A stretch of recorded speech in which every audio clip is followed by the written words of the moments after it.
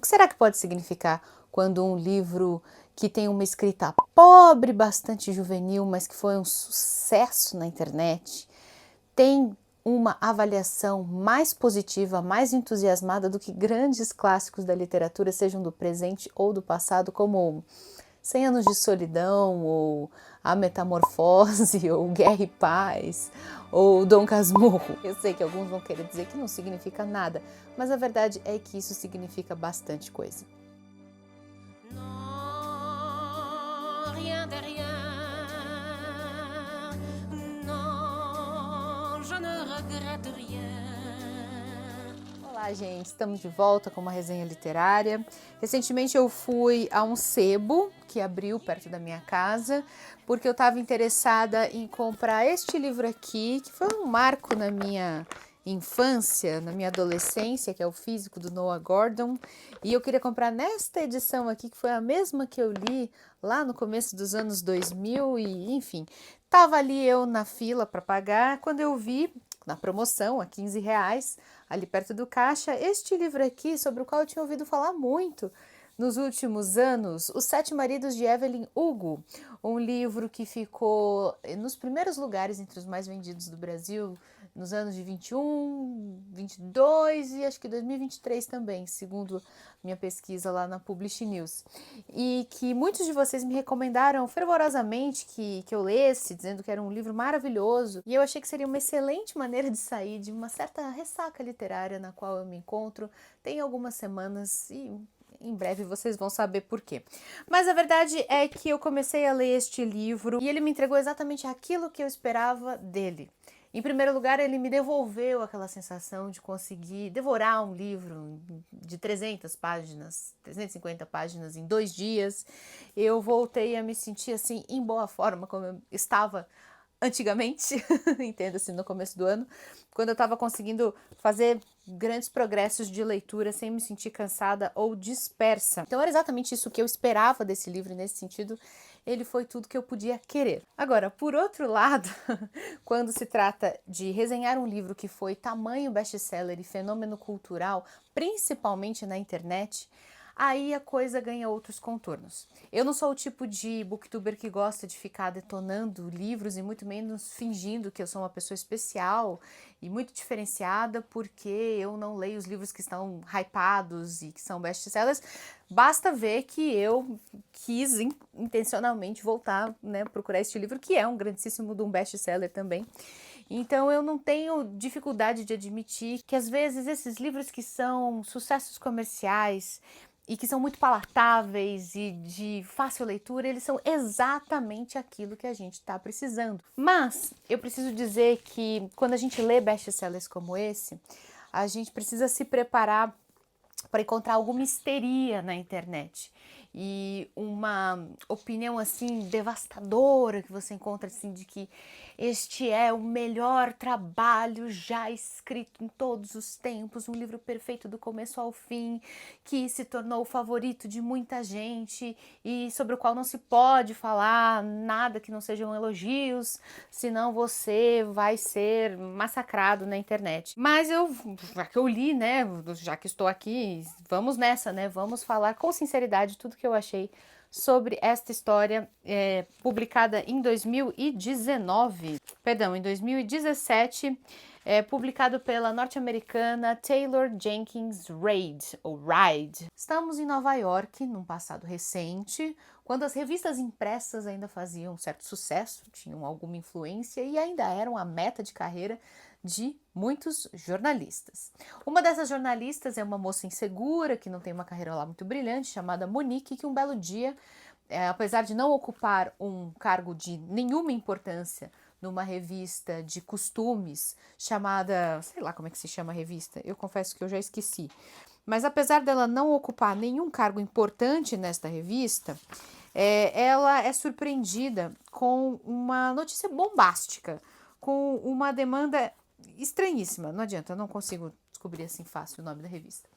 Acontece que uma grande atriz de cinema, que hoje em dia já está na casa dos 80 anos, chamada Evelyn Hugo, cuja inspiração parece ter sido a belíssima Elizabeth Taylor, que foi uma grande estrela do cinema na era de ouro de Hollywood, nos anos 50 e 60, talvez você já tenha visto a beleza inebriante de Elizabeth Taylor, principalmente interpretando papéis como Cleópatra, por exemplo. Esta atriz, né, fictícia, Evelyn Hugo, ela se dispõe, por meio da sua assessoria, a dar uma entrevista exclusiva para esta revista. E ela se mantinha reclusa fazia muitos anos. Apesar dela ser uma lenda do cinema, fazia muito tempo que ela se recusava a falar com a imprensa. Então todo mundo ali na revista fica muito entusiasmado, pensando, meu Deus, teremos grandes revelações, quem sabe até uma matéria de capa com esta mulher. Mas o que realmente surpreende a todos ali na revista é que a Evelyn Hugo faz questão absoluta de que somente essa jornalista obscura, que ocupa um cargo bem baixo ali na hierarquia da revista, essa tal dessa Monique Grant, ela insiste para que esta seja a única jornalista com quem ela deseja falar. A única. Se não for com ela, ela não vai dar entrevista nenhuma. Tudo isso já desperta bastante o nosso interesse, a nossa curiosidade, porque deixa bem claro que ela tem algum tipo de relação pessoal com a vida desta moça, dessa tal de Monique, que a própria Monique desconhece. Então, sabemos que esse é um dos segredos que o livro vai ter que nos revelar mais cedo ou mais tarde, e tá aí ponto positivo para o livro, já ganhou a minha atenção logo desde o início. Eu agora já quero saber por que diabos que esta grande estrela do cinema quer falar com esta jornalista obscura. Quando ela chega lá no apartamento luxuosíssimo dessa senhora, ela já tinha feito a sua pesquisa anterior, né, sobre a vida desta atriz, e ela sabe naturalmente que o grande fato, assim, que sempre se disse da vida dessa grande atriz é que ela foi casada nada menos do que 7 vezes.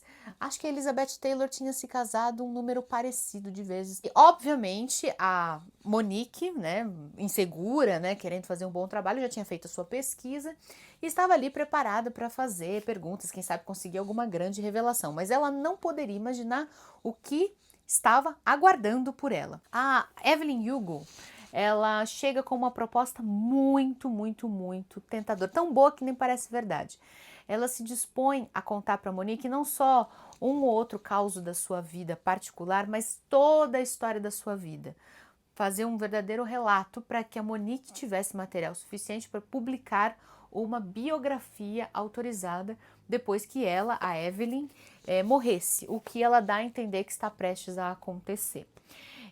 A Monique fica espantadíssima com essa confiança, né, essa responsabilidade que ela recebe de escrever a biografia de uma mulher tão importante na história cultural do cinema norte-americano. Ela não consegue entender de onde que vem esse interesse por ela, mas obviamente que ela acaba aceitando, porque seria assim um salto brilhante na carreira dela, sem falar que o livro venderia muito, então ela ficaria rica provavelmente. Ela acaba topando ouvir, sem saber muito bem por que ela tinha sido escolhida, toda a história de vida de Evelyn Hugo. Pegou seu gravadorzinho e começou a ir todos os dias na casa da mulher para ouvir, tomar os depoimentos da sua vida particular. Aí que o livro realmente começa e a gente descobre que a verdadeira protagonista dessa história não é a Monique, afinal das contas, e sim a Evelyn Hugo, que vai contar a história de sua vida com estas retrancas, né? Cada etapa da sua vida é marcada por um casamento diferente, então os 7 casamentos que ela fez,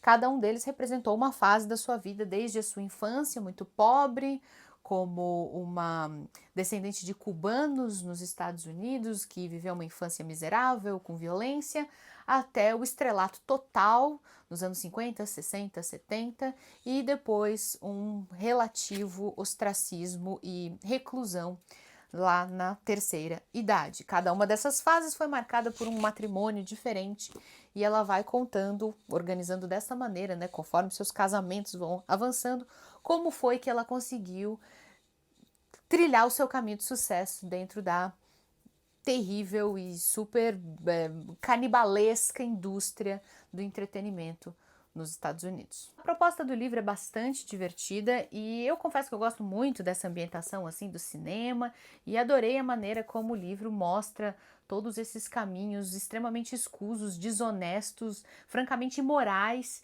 que os grandes astros do cinema trilhavam muitas vezes para conseguir alcançar o sucesso. Eu acho que esse é o grande mérito do livro, é trazer uma protagonista que é tão imperfeita, ela é uma anti-heroína capaz das maiores desonestidades e muito, muito, muito tranquila em usar a sua sexualidade, a sua sensualidade, a sua beleza incrível para chegar onde ela quer, sem se preocupar com mortos e feridos que atravessam o caminho dela. É uma mulher deliciosamente imoral e que com o tempo acaba aprendendo a como manipular a opinião pública a seu favor para chegar aonde ela quer. Tudo isso me agrada, eu adoro esses protagonistas imorais, até detestáveis, contanto que, aí que a gente começa a entrar no ponto, contanto que eles sejam bem desenvolvidos.